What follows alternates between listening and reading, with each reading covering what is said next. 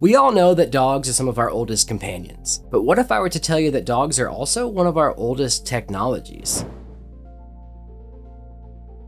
As an archaeologist, I studied the past, focusing on Ice Age ecology and technology, but the one thing that fascinates me the most is the interaction between humans and ancient wolves, which of course led to the domestication of the dog. For over 20,000 years, humans bred dogs to hunt, guard, herd, and more. It's like we've been engineering the ultimate tool, one that can understand commands, bonds with us emotionally, and ever adapts to our lives. When ancient humans bred dogs for specialized tasks, they were actually genetically altering these animals to create specialized tools.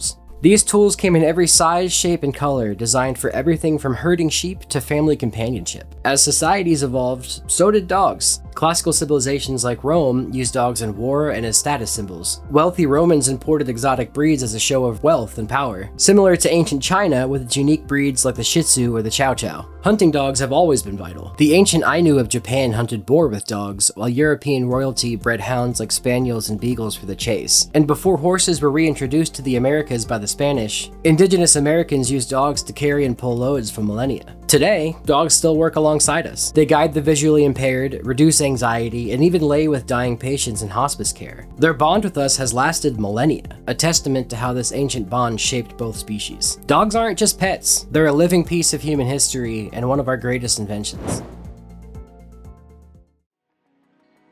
For 20,000 years, domestic wolves have been more than just pets. They've been hunters, herders, protectors, and companions. But what happens when technology catches up? Could AI and robotics change the role of dogs forever?